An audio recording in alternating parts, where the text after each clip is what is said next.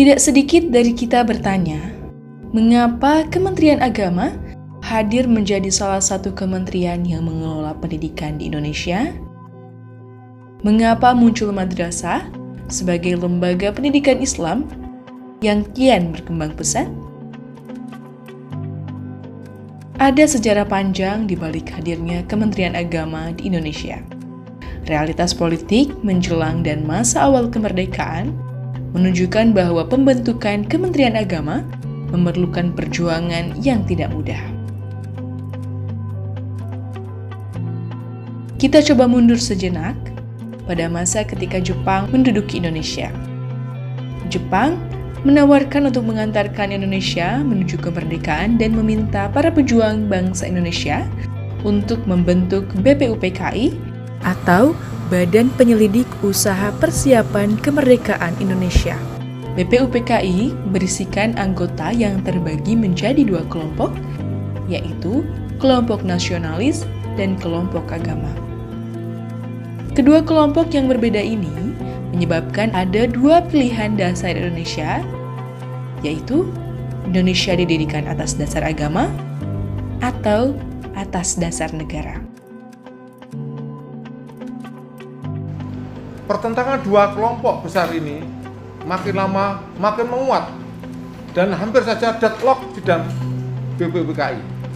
Akhirnya bertemulah kesepakatan antara kelompok agama dan kelompok nasionalis, yaitu Indonesia berdasarkan Pancasila dengan rumusan Piagam Jakarta yang diputuskan pada tanggal 22 Juni 1945.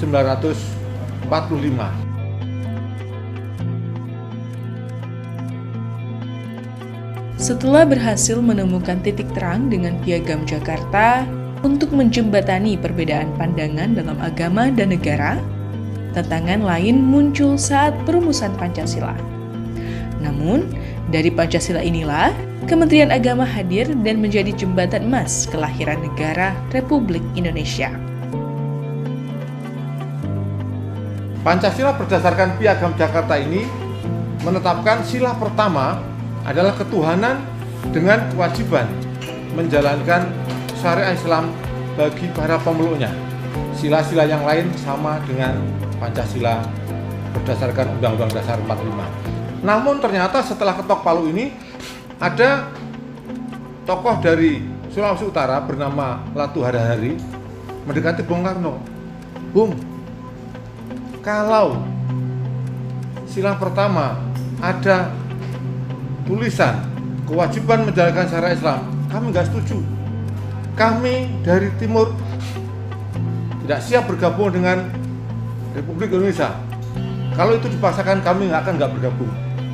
Maka mohon tulisan itu diubah. Akhirnya demi bangsa dan negara, Bung Karno dengan kepiawaiannya luar biasa melakukan pendekatan dengan tokoh-tokoh agama.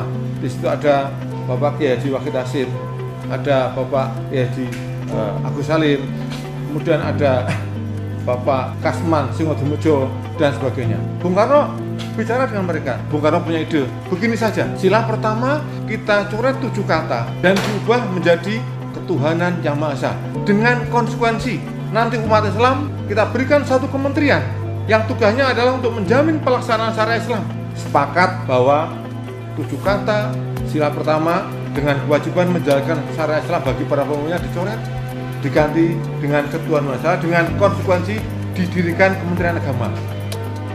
Lalu, mengapa Kementerian Agama juga mengelola pendidikan? Sejarah awal Kementerian Agama pada saat itu memiliki 4 fungsi utama, yaitu pendidikan Islam, pernikahan, peradilan, dan haji.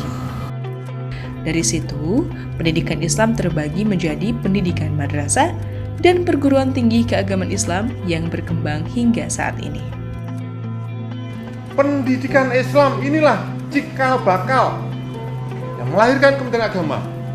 Maka berdasarkan para perjuangan pendiri bangsa, dan ini benar-benar sebuah sejarah yang luar biasa, karena Kementerian Agama ini kesepakatan para pendiri bangsa melahirkan Republik Indonesia.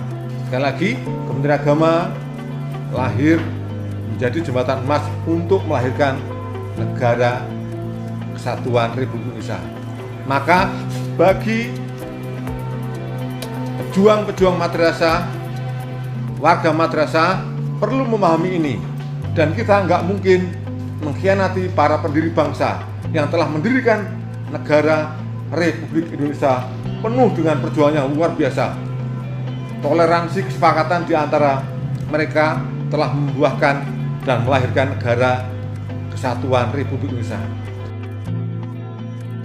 Dengan mengingat sejarah, diharapkan kita sebagai keluarga besar madrasah dapat memperkokoh perjuangan demi masa depan yang lebih baik.